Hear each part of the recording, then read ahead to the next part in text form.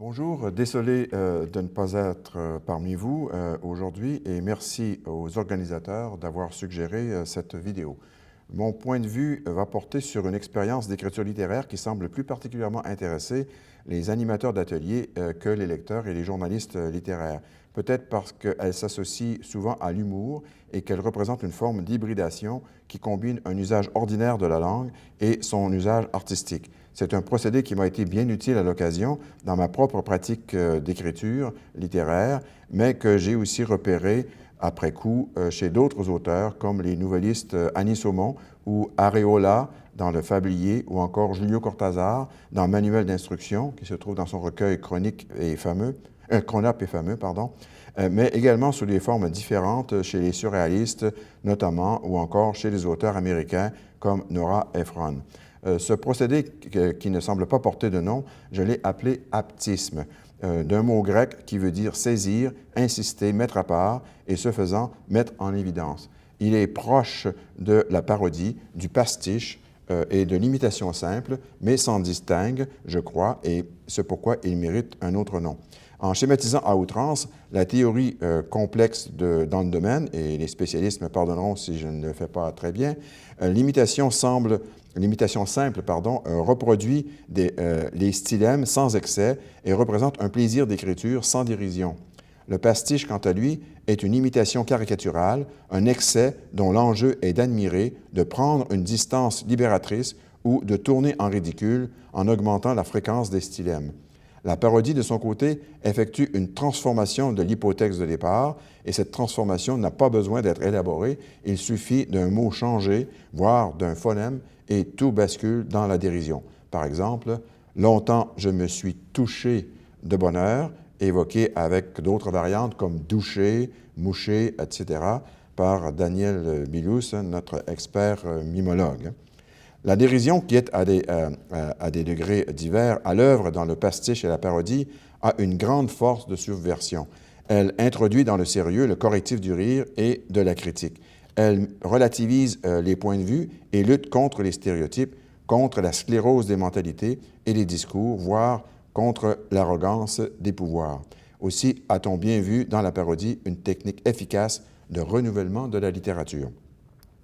Le texte aptiste est certes à classer parmi ces procédés hypertextuels, mais l'intention n'est pas d'admirer ou de tourner en dérision, ni de simplement imiter, puisqu'il suppose une transformation plus ou moins élaborée et une recontextualisation totale. En quoi donc consiste-t-il? Ce procédé détourne des textualités non littéraires de leur fonctionnalité quotidienne pour leur conférer un destin autre, plus ludique, plus esthétique, plus philosophique. Rares sont en effet les jours où nous n'avons pas à rencontrer ces formes discursives banales, ainsi, par exemple, le mode d'emploi, la recette de cuisine, la petite annonce, le rapport administratif, le compte-rendu de réunion, par exemple, le carnet d'adresse, l'agenda, le curriculum vitae, la facture, l'interview, la carte postale, l'article de dictionnaire, le dépliant publicitaire, le slogan, la liste de courses ou de choses à faire, enfin, etc. Ces formes discursives modèlent notre quotidien ainsi que, jusqu'à un certain point, notre perception de la réalité. Et pourtant, elles finissent par passer en général inaperçues et comme naturelles à force d'être omniprésentes et toutes faites.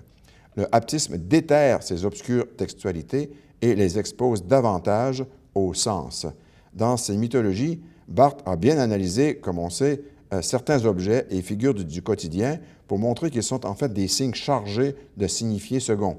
Mais il me semble que d'autres formes discursives pourraient joindre le rang de ces objets culturels qui sont plus significatifs qu'il n'y paraît et dont je viens de donner quelques exemples.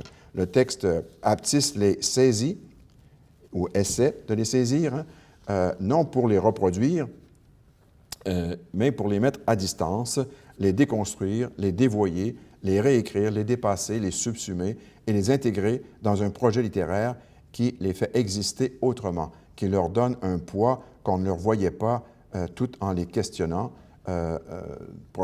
plus ou moins profondément. Le texte qui en résulte tend alors parfois à renouveler la mimésis. C'est un hybride générique, pour ainsi dire, qui fusionne forme populaire et littéraire. J'ai employé cette méthode dans ce recueil de nouvelles épreuve qui figure ici à l'écran, dont la couverture figure à l'écran. Et pour donner donc un ancrage concret à mon propos, j'aimerais passer à quelques exemples. Ce ne sont pas là des textes de type aptiste qui sont parmi les plus intéressants à mes yeux, je suis le premier à le déplorer, mais ils ont un avantage dans le contexte de cette intervention, et c'est le seul s'ils en ont un, ils sont très courts. Voici donc pourquoi je les ai retenus. Mon premier exemple, vraiment basique, est le discours mode d'emploi et le texte mode d'emploi qui porte le même nom, que j'ai détourné pour faire une amorce d'autoportrait. Ce texte figure en tête de mon recueil Épreuve, donc vous avez vu la couverture, comme pour tenir lieu d'une notice biographique, après avoir servi d'auto-présentation dans un dictionnaire d'écrivains où tous les autres s'étaient contentés d'une simple notice bio-bibliographique. Alors, si je lis mode d'emploi, être humain, tous usages, tenir au sec et au frais, craint le gel, ne pas secouer, ne pas brocher ni plier, presser doucement, porter des gants, laisser agir, ne pas percer ni incinérer, attention, contenu sous pression, peut exploser si on le chauffe, inflammable, ne pas fumer, tenir droit, garder hors de la portée des enfants, n'utiliser que dans un espace bien aéré, en cas d'éclaboussure, rincer immédiatement, premier soin, donner de l'air, bien agité, couvrir chaudement, fragile, périssable. Le procédé est élémentaire, bien sûr, mais fertile pour démarrer, briser la glace dans un atelier d'écriture, par exemple. C'est une matrice flexible qui peut s'appliquer à toutes sortes de situations et qui peut faire réfléchir. Ici, la transformation aptiste du mode d'emploi fait gagner une certaine opacité à ce type de discours et met en scène un sujet réifié, perçu dans sa fragilité, dans son aliénation, dans son affolement, dans sa dispersion. C'est une des interprétations possibles. Les traits caractériels et moraux, par exemple, voire les angoisses existentielles et métaphysiques, s'y réfractent dans des énoncés qu'on trouve habituellement dans un tout autre contexte hyperfonctionnel. Cette réécriture aptiste du mode d'emploi ne tourne pas en dérision ce type de discours, elle le recontextualise et l'insère dans des préoccupations d'époque d'un ordre bien éloigné de l'utilitaire. En imitant un mode d'emploi, le texte aptiste lui vole ses procédés, certes, mais pour transformer son autonymie fonctionnelle, réduite à un signifié mondain non langagier, en une autonymie littéraire. Et l'exemple est modeste, encore une fois, mais on imagine facilement ce que peut donner le procédé dans des textes plus élaborés. Nombre de formes discursives que la pratique aptiste détourne peuvent être perçues comme des instruments de pouvoir. La recette, par exemple, participe de ces types de discours et on la retrouve dans les manuels pratiques, dont la popularité est croissante sous l'influence des how-to américains ou des help books. La recette du bonheur, eh bien, la voici, en 5 leçons. Comment être un bon citoyen? Eh bien, suivez la recette. Vous voulez réussir? Nous avons un manuel pour vous. Conformez-vous. Ces classes d'énoncés sont de plus en plus privilégiées dans la vie quotidienne et le aptisme les fait éclater. Un nouvelliste québécois que je vous montre ici, Jean-Pierre Girard, a ainsi pris le contre-pied de ces manuels de réussite dans un texte assez long, pour une nouvelle, une vingtaine de pages à peu près, Manuel d'abandon de carrière en 20 leçons simples, intégré à un recueil de nouvelles, Espace à occuper en 1993. Dans un mélange de conseils dérisoires et contradictoires, ce pseudo-manuel cynique invite à gagner le premier maquis loin des obligations quotidiennes du travail et de l'épargne, loin des conventions sociales. Pour faire quoi? Eh bien, pour oser sa vie du côté de la création. Le degré zéro de la recette est sans doute la recette de cuisine, et j'ai utilisé cette technique dans cet autre recueil, La contagion du réel, publié en 2014. Et donc, vous voyez ici le texte. C'est une exploration discursive parmi les plus courantes du quotidien. C'est une forme, discursive parmi les plus courantes du quotidien, et c'est ce que ce texte explore. Inspiré donc de plusieurs traités gastronomiques anciens, ce texte aptiste pousse la logique de la recette jusqu'à l'absurde. Il décrit une série d'opérations compliquées, mais tout à fait réalisables, pour aboutir à rien, ou presque, en une métaphore de la vanité de bien des agitations humaines. Bien sûr, la recette est en général très utile. L'expérience qu'elle connote est gage de réussite et fait gagner du temps, mais elle renvoie aussi à un univers de rites et d'habitudes qui évacue la pensée et décourage l'invention.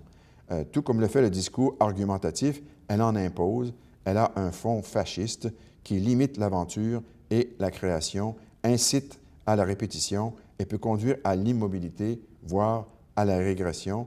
Et ce qui m'a intéressé dans ce détournement aptiste, c'est justement de pointer par le jeu une forme discursive susceptible d'incarner l'idée d'un modèle répétable à l'infini. Ce peut être alors une formule qu'on reprend sans jamais la questionner, un type de raisonnement ou un système de valeurs, et lorsque étendu à toute une culture, comme c'est le cas à travers les manuels de vie, ce mécanisme entraîne une dégradation, car il y a dégradation quand il n'y a pas d'invention dans une culture. Comme l'écrit Barthes, c'est l'immobilité, la soumission aux stéréotypes qui définit la dégradation. Fin de la citation. La réécriture aptiste essaie ici de brouiller le fonctionnement reçu et trop sûr de la recette et de l'ouvrir sur la liberté et la fantaisie. La recette devient un tremplin pour la libération de l'imagination là où on l'avait éliminée. Elle débouche sur ce que normalement elle freine ou empêche. Le aptisme essaie ainsi de rénover en quelque sorte le regard du lecteur sur les discours archaïques et sclérosés du quotidien. Un exemple très réussi de roman aptisme fondé sur la recette de cuisine est assurément La Sèche par Marilyn Desbioles, publié au Seuil en 1998.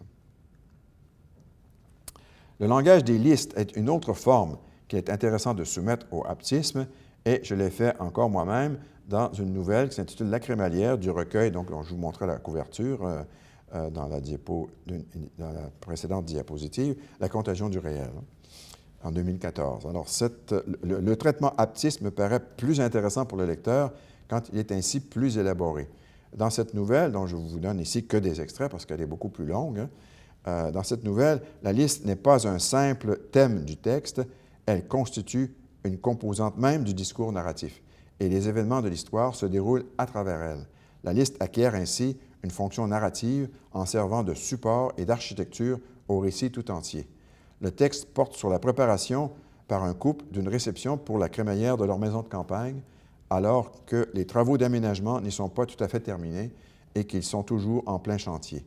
Ils ont mal prévu les choses, et ce qui devait être une fête de l'amitié devient pour eux lourd et angoissant. Le lecteur a droit ainsi aux notes affolées de leur emploi du temps, jour par jour, à la liste des courses à faire et de rendez-vous à prendre en vue de l'organisation de l'événement au milieu du reste, au milieu des ouvriers notamment. Alors, une tension se joue entre la planification minutieuse qu'exige l'événement et l'anarchie perpétuelle d'un chantier, ce qui rend ces préparatifs pratiquement impossibles.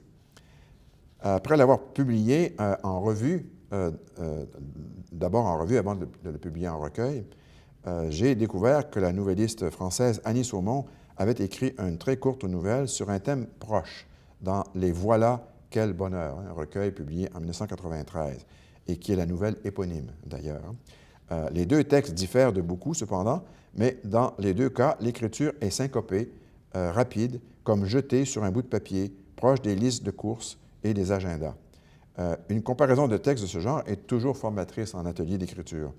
Dans les deux cas, le discours de la liste, si peu esthétique dans la vie quotidienne, se voit diversement intégré au narratif et acquiert un nouveau statut qui est littéraire. Le traitement aptiste permet en même temps au lecteur de jeter un regard différent sur les listes de tous les jours. Comme ce genre d'écrit est le plus ancien de toute l'histoire de l'humanité, n'est-ce pas une façon de le considérer autrement qu'en ingrat rebut de l'existence? En outre, ainsi retravaillée, injectée de littérarité, la liste contribue à un traitement non conventionnel de la narration.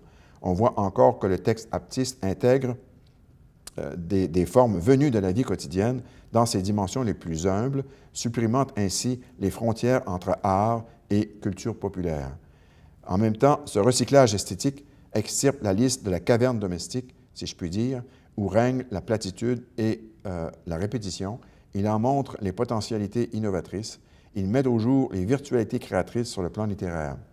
J'ai publié d'autres nouvelles à partir de la matrice des listes et à chaque fois avec des résultats différents. Donc, c'est une ressource fertile.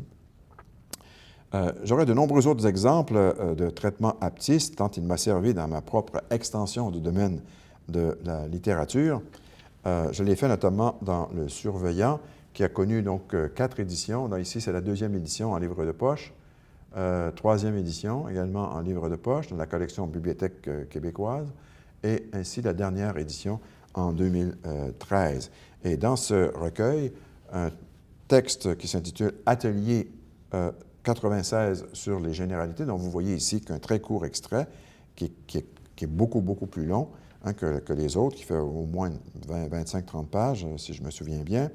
Alors, c'est un texte donc, qui figure aussi dans les anthologies au Québec et même aussi dans d'autres langues, traduit dans d'autres langues, en espagnol et jusqu'en tamoul, en Inde.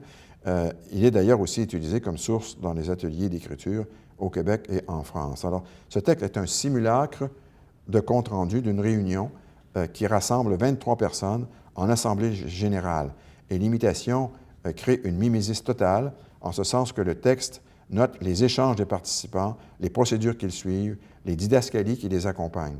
Le but de ce texte n'est pas seulement ludique, il est aussi de démontrer l'ineptie de ce que j'appelle la réunionite, le mal de notre temps, et l'absurde drôlerie de la petite comédie humaine qui s'y joue au sein de la vacuité triomphante.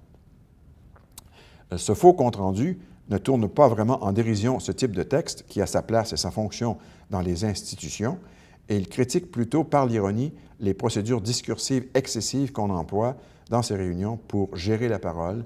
Il pointe la langue de bois qui s'y développe et décrit les stratagèmes qui se mettent en place pour bloquer complètement l'innovation. Il dénonce ce qui nourrit le pouvoir et il le fait avec la meilleure arme qui soit et qui est bien sûr l'humour. Un autre recueil de nouvelles que j'ai publié, La vie de Biais, en 2002, qui a été réédité ici en poche en 2008, est celui qui contient le plus grand nombre de ce type de textes dits aptistes. En fait, la moitié de ces 12 textes recourent à cette technique d'une manière ou d'une autre. L'écriture, par exemple, intègre au narratif la pratique culturelle des petites annonces, une critique journalistique de chorégraphie inspirée du Times Magazine, ou encore le langage des notes d'hôtel, mais même mieux, mime la sténographie judiciaire d'une enquête policière. Le dernier texte de cet ensemble, dont vous voyez ici que un très court extrait, il fait une 50aine de pages, eh bien, ce dernier texte reprend le format du rapport administratif et figure, lui aussi, dans des anthologies au Québec, au Mexique et au Venezuela. Il s'intitule « Le complexe de Putiphar » et il rend compte d'un échange entre 2 formateurs, l'un d'Europe et l'autre d'Amérique. Et rédigé par le formateur nord-américain après son séjour européen, ce rapport décrit donc des faits vécus, note des observations et propose des recommandations. Et il donne un point de vue ironique et critique sur les 2 cultures mises en relation et dont les représentants sont obligés à des accommodements déraisonnables. L'ouverture aux autres requiert-elle d'accepter ce qui ne peut pas l'être? Voilà une des questions qui se dégagent de ce texte. Et ce texte exploite une forme discursive reçue et foncièrement sèche que la fantaisie créatrice fait revivre d'une manière littéraire et humoristique, tout en proposant une réflexion sur les tensions à résoudre entre les cultures à l'ère de la mondialisation. Alors, toujours dans la contagion du réel, ce recueil dont je vous parlais tout à l'heure, j'y reviens, j'ai publié un autre texte qui s'intitule « La géniale invention du Dr Oster », publié donc en 2014 dans ce recueil, qui utilise encore une fois le rapport administratif cynique et froid des autorités d'une institution de haut savoir pour faire le portrait d'un administrateur machiavélique et pervers narcissique qui applique les principes de la microgestion venus du monde des affaires à la gestion humaine d'un centre d'études universitaires. Peut-être que beaucoup d'entre vous, vous allez reconnaître cette ineptie de notre temps, la microgestion. Le rapport fait état de méthodes inadmissibles pour couper dans le personnel en louant ces méthodes de manière emphatique pour leur efficacité. Par exemple, démoraliser les employés, diviser pour régner, employer la technique de la fausse rumeur à l'égard de toute personne récalcitrante pour la discréditer aux yeux de tous, récompenser les soumis, créer des inégalités, enfin, etc. Peu importe si cela entraîne du stress au travail ou des maladies, voire des suicides. L'objectif est de réduire les effectifs, quel qu'en soit le prix. La forme même du rapport administratif devient ici fascisante, oppressante, dans son déroulement factuel implacable, glacial et totalement inhumain.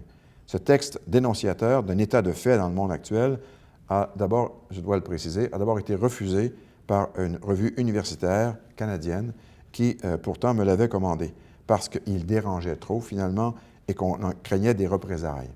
Comme quoi, il y a encore de la censure de nos jours. Cette revue a cependant préféré publier un autre texte de moi, moins rebelle, en remplacement. Ce fut cependant une douce vengeance d'auteur que de voir dans les recensions du recueil de nouvelles dans lequel ce texte a fini par s'insérer que la critique l'a unanimement relevé pour le mettre en exergue et en montrer l'intérêt. Je reviens à la recueil La vie de Bieck, où figure sans doute le plus hybride de tous ces textes aptis. C'est la fulgurante Ascension debout. Pardon. Voilà, la fulgurante Ascension debout, qui consiste en la réécriture d'un curriculum vitae d'une star pop fictive avec son évolution en divers stades et en annexe un dossier de presse fantaisiste dont vous voyez ici quelques extraits. Généralement, le CV est une forme fixe avec ses prescriptions de contenu et de forme, c'est-à-dire ses rubriques obligatoires et ses normes à suivre. Le CV assoit normalement une identité, confirme les actes d'un sujet et le construit en un tout cohérent. Dans la fulgurante Ascension debout, c'est le contraire qui se produit. Le document biographique dévoyé retrace une multitude d'identités chez la même personne. Le texte lui-même devient un hybride inclassable qui intègre une grande pluralité de formes scripturales, dont la vidéo, sous la forme de fragments de scénario, la presse écrite, le périodique étudiant, le journal intime, le carnet de notes, l'anthologie et bien sûr le discours narratif qui les englobe. La construction du personnage passe par les activités d'écriture et les expériences audiovisuelles disparates liées au théâtre, à la manche, au striptease, au défilé de mode, aux magazines populaires, au chant, à la télévision, au cinéma. Tout cela en concentré dans un texte bref d'une quinzaine de pages. Ce texte aptis pose le problème de l'image de soi telle qu'elle est construite par le discours des autres et que nous ne maîtrisons pas. Un Cortázar, par exemple, a beaucoup travaillé sur cet aspect dans ses nouvelles, comme vous le savez, sans aucun doute. La nouvelle québécoise contemporaine, dont j'ai retracé la place dans l'ensemble de l'histoire de la nouvelle au Québec, dans un essai qui couvre toute l'histoire du genre au Québec, la nouvelle québécoise, publiée en 2010, eh bien, exploite aussi, la nouvelle contemporaine au Québec exploite le aptisme jusqu'à un certain point. À part Girard, que je mentionnais tout à l'heure, je pense notamment à Gilles Pellerin, qui est un auteur assez en vue au Québec, dont un exemple suffira à montrer le travail. Il s'agit d'un texte très bref qui construit l'esquisse d'une intrigue policière à partir de quelques articles de dictionnaire. C'est une idée très intéressante, et on peut l'exploiter tel quel en atelier d'écriture en le faisant prolonger par les étudiants parce que, manifestement, il est inachevé. Alors, je reviens au texte, à mon recueil que je mentionnais au départ, Épreuve. Ces expériences d'écriture ont quelque peu intéressé aussi, je dois dire, la critique universitaire jusqu'ici, beaucoup plus que la critique journalistique.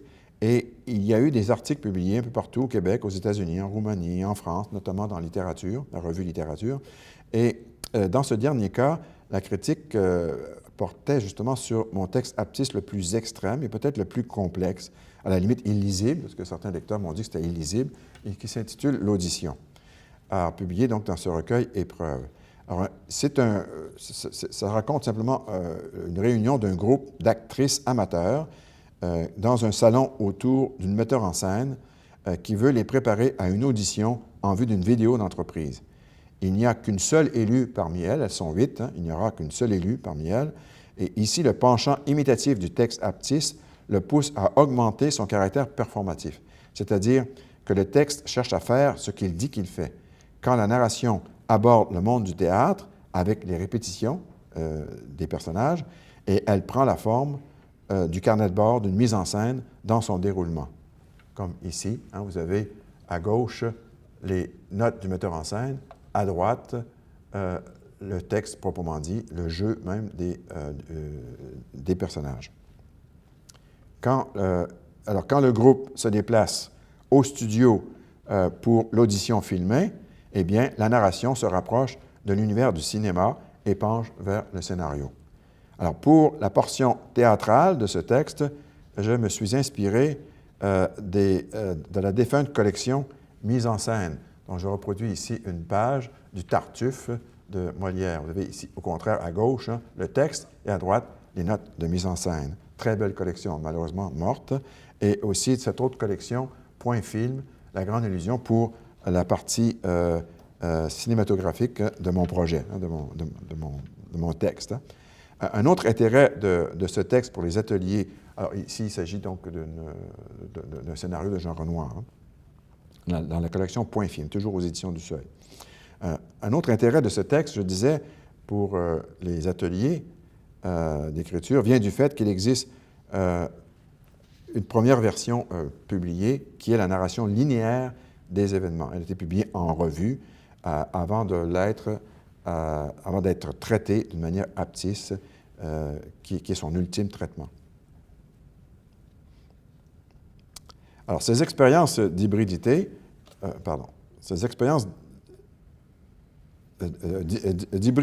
textuelle ne sont pas pour moi que ludiques et ne font pas couvrir une porte, si petite soit-elle, sur une réserve de possibles pour renouveler la littérature contemporaine ou en étendre le registre.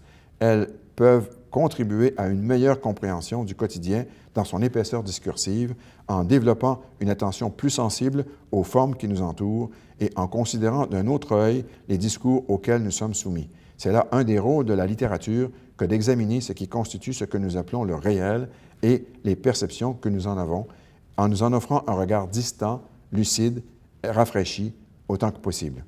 Au surplus, les mini-récits ou mini-textes situationnels que cette hybridité produit s'opposent aux grandes narrations oppressantes et obscurantistes qui croient incarner la vérité absolue et dont ils se disputent la possession. L'hybridité est un des moyens dont dispose la littérature actuelle pour remettre en question la pureté dangereuse que véhiculent les grands récits.